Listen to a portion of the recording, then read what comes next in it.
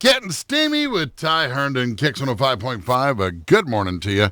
7:48, and as he joins us every Wednesday, about 10 minutes till 8 o'clock, Mike Barrett from Barrett Insurance Agency. It's good policies. Good morning, Mike. Good morning, and I like how you say about 10 minutes of. It's almost like you're making it sound like I just call when I feel like it. You are it's sort of a random individual.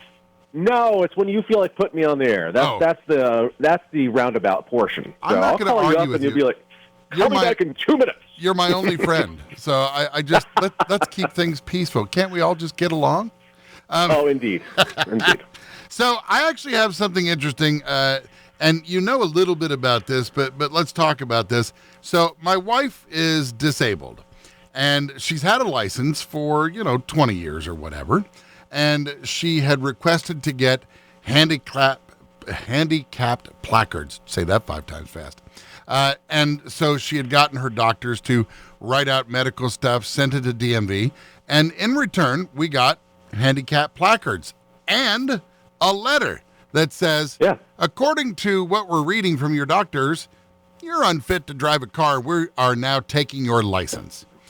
Is that something that DMV does frequently? And would it be for, like, if I have glaucoma or one of my eyeballs gets poked out, you know what? We don't think that you're a good driver, so we're just going to take your license. And you can't really say anything about it. DMV is the rule.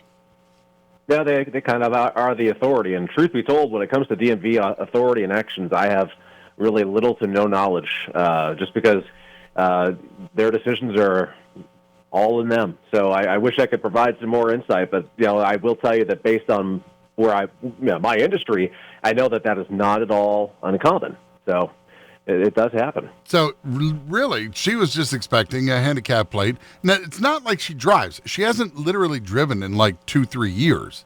But it's the fact that she does have a license, and now they're like, no, because of this, we don't want you to. Do you see medical conditions with licensing come through your office frequently? I mean, do most people say, I'm going to ignore this until my license runs out because I just can't afford to not be able to drive? Right. I honestly don't know. I mean, we have to go based on what people are telling us and hoping that what they're telling us is all accurate and factual and true. Right. So, when you're using your computer, though, do you have access to DMV, or is your system has some DMV information, but you're not able to really access too much from them? Right. So we only get the information. We're on a what you need to know basis, and so what we need to know is whether you've had infractions, whether you've had accidents, and whether you have a valid driver's license. We don't even necessarily know if you're required to carry financial responsibility filing. That's incumbent upon you to tell us that you have that. Exactly. Yeah. Exactly. So that might be the case. Like if you were a felon, I know that credit counts when talking about what your rate would be for insurance. If I'm a felon, does that change my rate? Like having bad credit? That's interesting. So the only real thing that I see is it's an acceptability thing.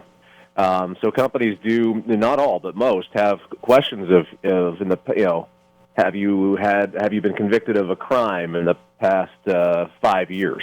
So some level of discretion is involved there on the company side. Now, the interesting part about it is in terms of the rating and the assignment of cost, this is not part of it. This is literally just a questionnaire that is the last portion of what we're doing. So could that impact a company's acceptability? Yeah, certainly. Companies want to know if you've been convicted of high crimes and misdemeanors, if you want to go that level. But if you have a history of arson, I mean, that's certainly something a company wants to know about. So you want to make sure that you're a legit person and a good, solid person to insure. Because again, you think about the way insurance works. Essentially, you're creating a contract between you and somebody with a lot more money than you to have a checkbook open in case you need it. Right. Is there anything that you and I haven't discussed that you've been thinking, you know what, next time I talk to Sean, I want to make this a point? Well, we've been having a lot of conversations, and it's this time of year that it happens typically, is glass claims. Glass claims, all the stones and the rocks that are on the road from a long winter they're getting kicked up. And what made me think of it was when the stone actually slapped the windshield on my wife's car, and she sounded like a trucker for a minute there. She was very upset about it, and and the sailors were blushing. And but the dings, the cracks, everything's happening this time of year because of that. So glass claims. I have a couple quick thoughts for you this morning I want to throw. One, glass coverage. Sean, do you know where glass coverage comes from on an auto policy? I would imagine that it would be something that you can. Now, my understanding is you can actually get your glass changed out like once or twice, and if you pay the deductible, then they'll pick up the difference, and it doesn't affect your insurance rate later on. Am I right in saying that? You are right in saying that. The frequency is not something that pertains, but certainly that applies. You're not going to see after any the seventh time of replacing the windshield, my insurance agency is going to go, hey, you know what? Okay, yes. Frequency can be, it does make question go, but the glass claim or glass loss comes under comprehensive coverage on your policy, also known as other than collision. So whatever that deductible is, that's what's going to apply to your glass loss. But I really want people to remember that insurance companies over the past couple of years, especially most recently, have introduced options to do zero glass. And if you don't have it, check into it. You may be looking at $2 or $3 more a month for your insurance, but your comprehensive deductible, if it's $500 and your windshield replacement's $700, do you want a $200 check or do you want a $700 check to get that replaced? So the option of a $0 glass deductible is available with most every company. Certainly worth looking into if you don't have it. Do I have that? Automatically, I'm like, do I have that on mine, man? If I don't, go ahead and add it, would you?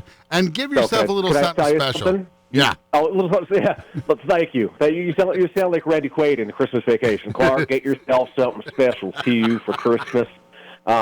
But no, you have it, sir. I can tell you that with absolute authority because I am a big fan of it. It's available. It's in there. So. And you know what? And that's why this year I'm getting you Jelly of the Month Club. It's the gift that just keeps on giving. It just keeps on giving the whole year.